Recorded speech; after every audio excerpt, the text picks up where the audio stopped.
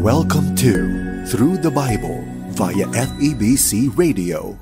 Join us in discovering the beauty and mystery of God's Word. Each study is amazing in its own way. Let's begin.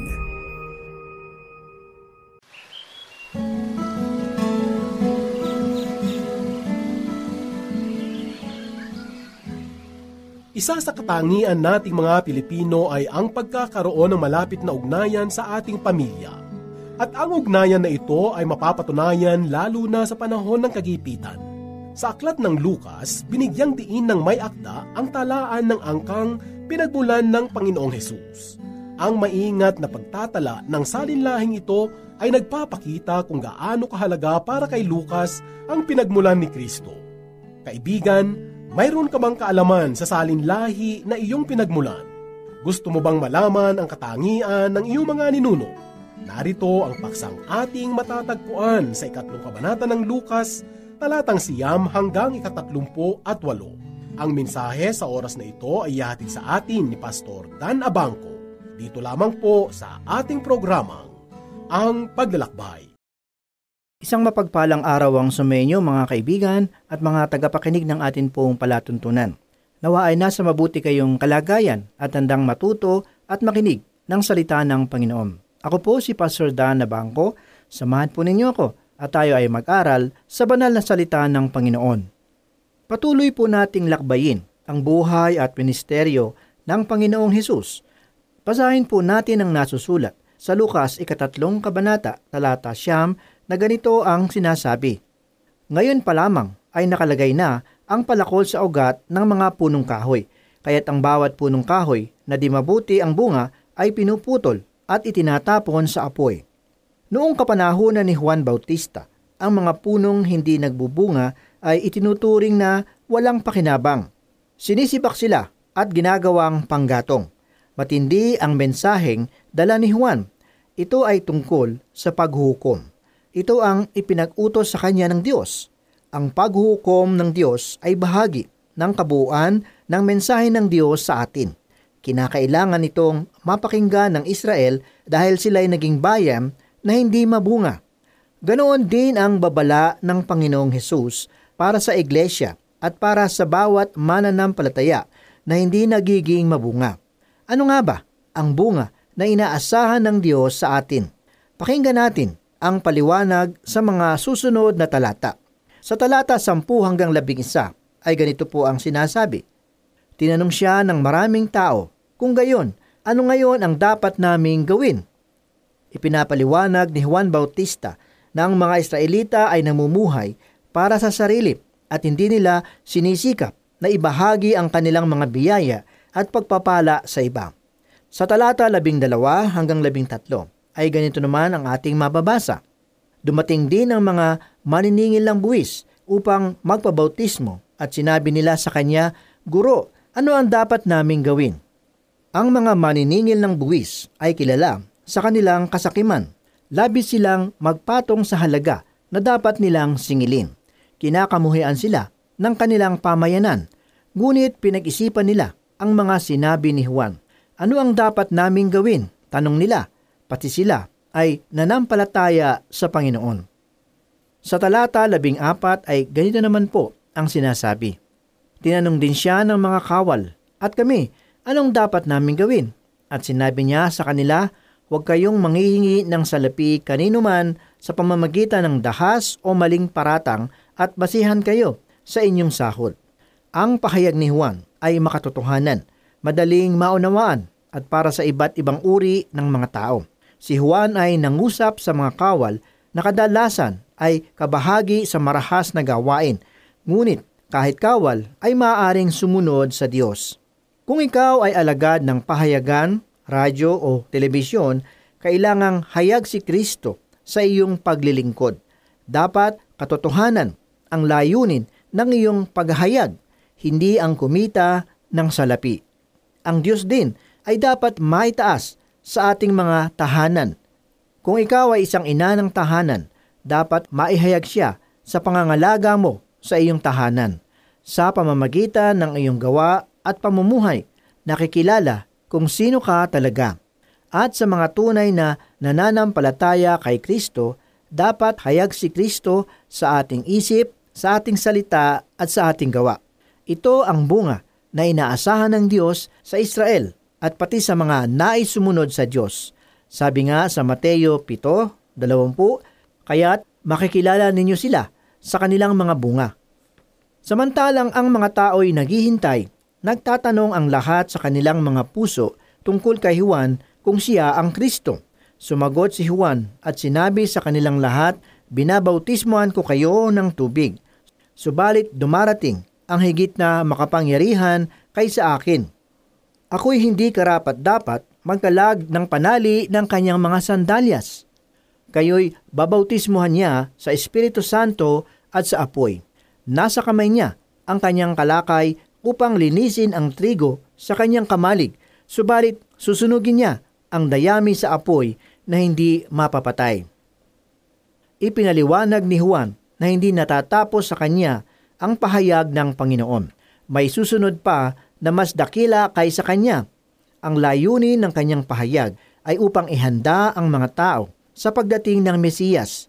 Si Juan ay nagbautismo sa pamamagitan ng tubig, ngunit ang banal na Espiritu ang ibabautismo ni Jesus. At hanggang ngayon, ito pa rin ang bautismo ni Jesus. Si Jesus ay magbabautismo rin sa pamamagitan ng apoy sa kanyang pagbabalik. Ang apoy na ito ay ang kanyang paghuhukom. Ayon sa iba, ang bautismo ng apoy ay tumutukoy sa pagdating ng banal na Espiritu sa mga alagad noong araw ng Pentecostes. Ngunit noong araw ng Pentecostes, ang apoy na dumapo sa uluhan ng mga disipulo ay hindi tunay na apoy. Ayon sa mga Gawa 2:3 ay ganito ang sinasabi, sa kanila ay may nagpakitang parang mga dilang apoy na nahahati at lumapag sa bawat isa sa kanila. Ito ay tila mga apoy at hindi tunay na apoy. Ang pagdating ng banal na Espiritu ay iba sa bautismo ng apoy na sinasabi ni Juan. Ang bautismo ng apoy ay patungkol sa parusa na igagawad ng Panginoon sa mga masasama sa kanyang pagbabalik. Subalit si Herodes na tetrarka na sinumbatan niya dahil kay Herodias na asawa ng kanyang kapatid at dahil sa lahat ng masasamang bagay na ginawa ni Herodes ay nagdagdag pa sa lahat ng mga ito sa pamamagitan ng pagpapakulong kay Juan sa bilangguan. Binatikos ni Juan si Herodes sa pandinig ng maraming tao. Pinakasalan ni Herodes si Herodias, ang asawa ng kanyang kapatid na si Felipe. Labis ang galit ni Herodias sa pambabatikos ni Juan Bautista. Hiniling ni Herodias na ipakulong si Juan Bautista at pinagbigyan naman ito ni Herodes. Nang mabautismohan ang buong bayan at nang mabautismohan din si Jesus at siya ay nanalangin, ang langit ay nabuksan at bumaba sa kanya ang Espiritu Santo na may anyong katawan na tulad ng isang kalapati. May isang tinig na nagmula sa langit, "Ikaw ang pinakamahal kong anak, sa iyo ako lubos na nalulugod." Hindi sunod-sunod ang pagkakasalaysay ni Lucas sa mga pangyayaring ito. Kung papansinin ninyo, dapat ay nauna ang pagkakabautismo kay Jesus kaysa pagkakabilanggo ni Juan. Nang binautismuhan si Jesus, lumitaw ang tatlong persona ng Diyos, ang Diyos Ama, Diyos Anak, at ang Diyos Espiritu Santo. Ang Espiritu Santo ay bumaba at nanahan kay Jesus at nagsalita ang Ama mula sa langit. Mahirap maunawaan ng lubos kung paano naging tatlo ang persona ng Diyos at madalas ito ang pinag-aawayan ng iba't ibang pananampalataya. Ngunit malinaw ang salaysay ng Biblia na meron ngang tatlong persona ang Diyos. Hindi sila tatlong Diyos kundi iisang Diyos na may tatlong persona. Kailangan ng pananampalataya upang matanggap ang katotohanan ito. Ang nalalabing mga talata sa 3 kabanata ng Lucas ay tungkol sa lipi na pinagmula ni Maria. Ang talaan naman ng lipi ni Jose ay matatagpuan sa Mateo. Itinala ni Mateo ang lipi ni Jesus mula pa kay Abraham at isinama din sila David at Solomon. Nagkatotoo ang pangako na ang Mesiyas ay magmumula kay Abraham at David. Iba naman ang itinala ni Lucas. Una ay itinala niya ang mga lipi mula kay David. Matapos nito, itinala naman niya ang mga lipi mula kay Adan. Ipinaliwanag ni Lucas ang kasaysayan ni Maria. ang dugong bughaw ni David ay dumadaloy din kay Maria, at sa pamamagitan ni Maria, nagkatotoo din ang pahayag na ang Mesiyas ay magmumula kay David. Sa pamamagitan ng talatang ito, ipinaliliwanag ni Lucas na si Jose ay hindi tunay na ama ni Jesus. Si Jesus ay may gulang na 30 taon nang magsimula sa kanyang gawain. Anak siya ayon sa ipinalagay ni Jose na anak ni Eli. Si Eli ang pinuno ng sambahayan na kinabibilangan ni Jose. Nililinaw ito sa Mateo na si Jose ay anak ni Jacob. Si Jose at Maria ay magkatulad na nagmula sa lipi ni David. Si Jose ay mula kay Solomon na anak ni David. Si Maria naman ay mula kay Nathan na anak din ni David. Si Jesucristo nga ay anak ni David. Binibigyan diin ni Lucas na si Jesus ang anak ng tao at tagapagligtas ng sanlibutan. Ano nga ba ang kahulugan ng katagang anak ng tao? Kung tutuusin, lahat naman tayo ay anak ng tao. Kaya nga't ano nga ba ang naiiba sa katagang ito? At bakit ito ginamit upang tukuyin si Kristo? Noong panahon, sa tradisyon ng mga Hudyo, ginamit ang katagang anak ng tao upang tukuyin ang sugo ng Diyos, ang anak ng Diyos na naging anak ng tao. Kaya nga't ginamit ito upang tukuyin si Jesus. Si Adan at si Jesus ay magkatulad na may katunayan bilang anak. Si Kristo ay ang bugtong na anak ng Diyos na kasama niya mula pa sa simula. Si Adan naman ay anak ng Diyos na pinakaunang nilikha ng Diyos. Siya sana ang magsisilbing tulay sa pagitan ng Diyos at tao dahil sa simula, siya rin ay walang kasalanan. Ngunit nawala kay Adan ang katayuang ito nang siya'y nagkasala. Isinugo ng Diyos ang kanyang bugtong na anak upang tubusin ang sangkatauhan at upang ibalik ang dating ugnayan ng Diyos at tao. Ang bawat isa sa atin ay maaaring magkaroon ng ugnayan sa Diyos kung mananampalataya ka kay Jesus. Susunod nating pag-aaralan ay ang pagtukso kay Jesus. Pati si Jesus ay tinukso ni Satanas at ang tukso na dumating kay Jesus ay tulad din ng mga tukso na nararanasan ng isang pangkaraniwang tao. Ang tatlong panunukso kay Jesus ay sumasagisag sa lahat ng mga uri ng tukso na dumarating sa buhay ng tao. Una, sinabi ni Satanas kay Jesus na gawing tinapay ang mga bato. Kung tutuusin, wala namang masama sa tinapay. Nakakapawi pa nga ito ng gutom. Ngunit ayaw gamitin ni Jesus ang kanyang kapangyarihan para lamang sa pansariling pangangailangan. Ito ay pagiging makasarili. Kahit may karapatan si Jesus, nais pa rin niyang maging mabuting katiwala ng kanyang kapangyarihan. Nais natin ang biglang yaman. Ngunit si Jesus ay naghahanap buhay din. Kinikilala siya bilang anak ng karpintero. Upang magdala ng pagkain sa pagkainan, hindi siya gumagamit ng salamangka. Siya ay naghahanap buhay. Sinabi sa Henesis na si Adan at ang buong sangkatauhan ay kakain sa pamamagitan ng pawis. Ibig sabihin, bubuhayin natin ang ating mga sarili sa pamamagitan ng pagbabanat ng buto. Ganoon din si Jesus. Hindi ba't paalala ito sa atin na pahalagahan natin ang pagtatrabaho, hindi agad-agad ang pagyaman. Bukod dito, may itinuturong mahalagang katotohanan si Jesus. Nasusulat sa Mateo 4, talata 4, hindi sa tinapay lamang mabubuhay ang tao, kundi sa bawat salitang lumalabas sa bibig ng Diyos. Salungat ito sa kaisipang makasanlibutan, ang labis na pagbibigay halaga sa salapi at kayamanan. Ang paniniwalang ito ay totoo pa rin sa panahon natin ngayon. Iniisip natin na ang pagbili ng mga gamit ay ang paraan upang makamtan ang kasiyahan sa buhay. Ang pagtugon sa mga kalayawan ay hindi susi sa tunay na kaligayahan. Ang pagiging makasarili ay sumpa. Ito ay humahadlang sa ating ugnayan sa Diyos at sumisira sa ating buhay at sa buhay ng mga tao sa ating paligid. Pangalawa, inialay ni Satanas kay Kristo ang pamamahala sa buong daigdig. Nakamit ng mga kahariang ito ang kanilang kapangyarihan sa pamamagitan ng dahas, digmaan, pangaapi at pananakot ang kanilang pamamaraan. Ganito ang pamumuno ni Satanas. Ngunit kakaiba ang kaharian ni Jesus. Kailangang baguhin ang kalooban ng mga tao upang sila'y maging kabahagi ng kaharian ng Diyos. Sinabi ni Jesus sa Juan Kabanata 3, talata 3 ang ganito, "Katotohanang sinasabi ko sa iyo, malibang ang isang tao'y ipanganak na muli, ay hindi niya makikita ang kaharian ng Diyos." At ito naman ang sinabi niya kay Satanas sa Mateo 4:10, "Lumayas ka, Satanas, sapagkat nasusulat, sambahin mo ang Panginoon mong Diyos at siya lamang ang iyong paglingkuran."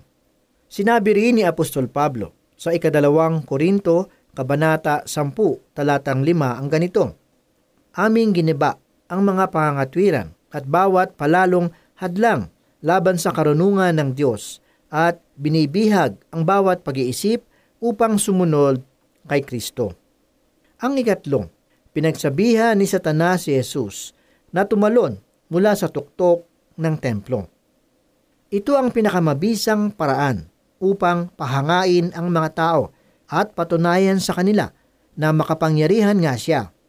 Ngunit hindi dadaanin ni Jesus sa pagpapasikat ang kanyang ministeryo. Dadaan siya sa hirap at pagdurusa sa krus upang tubusin ang sangkatauhan at matupad ang layunin ng Diyos. Kung gagawin ito ni Jesus, siya ay magkakasala. Hindi niya iniwasan ang paghihirap. Itinakda sa Henesis 3, talata 11 na sa pawis ng iyong mukha ay kakain ka ng tinapay. Sa gayon ding paraan, mararanasan ni Jesus ang hirap ng isang pangkaraniwang tao. May kasabihan tayo na nasa Diyos ang awa, nasa tao ang gawa. Upang maging mahusay na doktor, kailangang mag-aral ka ng ilang taon sa pamantasan. Sa mga silid paaralan ay itinuturo na ang ating mga bayani ay nagbuwis ng buhay upang makamtan ang kalayaan. Dapat tayong magpasalamat sa mga pagsusumikap ng ating mga bayani at ng ating mga magulang upang hindi pa natin maranasan ang matinding hirap na dinanas nila. Ganoon din ang ginawa ng Panginoon para sa atin. Nagdusa siya upang hindi na natin maranasan ang paghukom ng Diyos sa ating mga kasalanan. Alam ni Jesus na ang pagdurusa ay bahagi ng kanyang layunin sa buhay at hindi niya ito iniwasan. Tayo ay kasama ng Diyos sa kanyang gawain. Tulad niya, mararanasan din natin ang pagdurusa. Malinaw ang sagot ni Jesus kay Satanas. Ito ay hinango niya sa Deuteronomio, Kabanata 6, talata 16. Huwag ninyong subukin ang Panginoon ninyong Diyos. Si Jesus mismo ay tinakwil at pinalayas ng kanyang mga kababayan sa Nazaret kung saan ay doon niya sinimulan ang kanyang ministeryo. Sa oras na ito mga kaibigan at mga tagapakinig ng ating palatuntunan, nawa ay patuloy na nangungusap sa inyo ang mga salita ng Panginoong Hesukristo. Napakadakila ng ating Panginoon. Ang kanyang pag-ibig at biyaya ay walang kapantay. Kahit na tayong lahat ay lubog sa pagkakasala at patungo sa kapahamakan. Ang sabi po sa Roma 3:23, sapagkat ang lahat ay nagkasala at walang sinumang karapat-dapat sa paningin ng Diyos. Ganito rin ang pahayag sa Roma 6:23, sapagkat kamatayan ang kabayaran ng kasalanan. Walang sinumang makapagsasabi na siya ay walang kasalanan, sapagkat taliwas ito sa sinasabi ng banal na kasulatan. Lahat ay nagkasala at patungo sa kapahamakan. Pinili ng Diyos na ipagkaloob ang kanyang bugtong na anak upang sa halip na tayo ang maipako sa krus at magdusa, ay inako ni Jesus ang parusa na nakalaan sa ating mga kasalanan.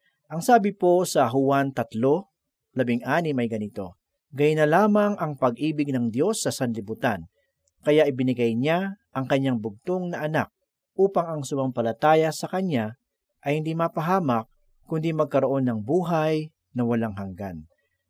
Tanging ang buhay lamang ng ating Panginoong Hesus ang maaaring ialay para sa kabayaran ng ating mga kasalanan. Bakit? Sapagkat walang nasumpungang kasalanan sa Kanya.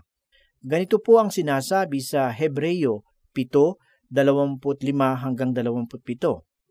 Dahil nga riyan, lubusan niyang maililigtas ang lahat ng lumalapit sa Diyos sa pamamagitan niya, sapagkat siya ay nabubuhay magpakailanman upang mamagitan para sa kanila. Si Jesus kung gayon, ang dakilang saserdoteng makatutugon sa ating pangangailangan. Siya ay banal, walang kapintasan o kasalanan, nahihiwalay sa mga makasalanan at mataas pa kaysa sang kalangitan. Ang dugo lamang niya ang tanging makapaglilinis ng ating mga kasalanan, sapagkat ang dugo ng ating Panginoong Hesus ay walang bahid ng kasalanan. Ganito po ang nakasaad sa Hebreo 9:14. Ngunit nadihamak ang magagawa ng dugo ni Kristo. Sa pamamagitan ng walang hanggang espiritu, ay inialay niya sa Diyos ang kanyang sarili na walang kapintasan. Ang kanyang dugo ang luminis sa ating puso't isip upang taligdan natin ang mga gawang walang kabuluhan at paglingkuran ang Diyos na buhay. Ito na, kaibigan, ang oras ng kaligtasan. Tanggapin mo sa iyong puso at buhay ang alay na kaligtasan ng Panginoong Hesukristo. Sumampalataya ka sa Kanya at ikaw ay tiyak na maliligtas at magkakamit ng buhay na walang hanggan. Purihin ang mga salita ng Panginoon. Manalangin po tayo.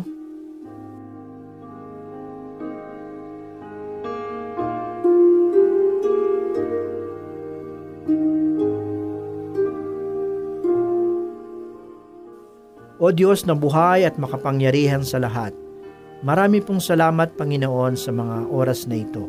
Salamat, Panginoon, sa sandalang ito na amin pong napag-aralan ang iyong mga salita. Salamat, Panginoon, dahil ikaw ay naging halimbawa na kung papaano kami makakaiwas sa mga tukso na dumarating sa aming buhay. Marami pong salamat, Panginoon, dahil mayroong kapangyarihan na kami ay makukuha sa iyo upang kami po ay maging matagumpay sa mga tukso na darating sa aming buhay. Muli kami po ay nagpupuri at nagpapasalamat sa iyong mga salita. Ito po ay nagsilbing aral sa amin upang kami po ay maging matibay sa aming pananampalataya sa iyo. Tulungan mo po kami na maging buhay na patotoo sa bawat araw sa aming kapwa. Gamitin mo kaming instrumento upang maging pagpapala sa bawat isa. Ito po ang aming mga samot dalangin sa matamis na pangalan ni Jesus. Amen. For more teaching from God's whole Word, you can listen through this station, FEBC Radio.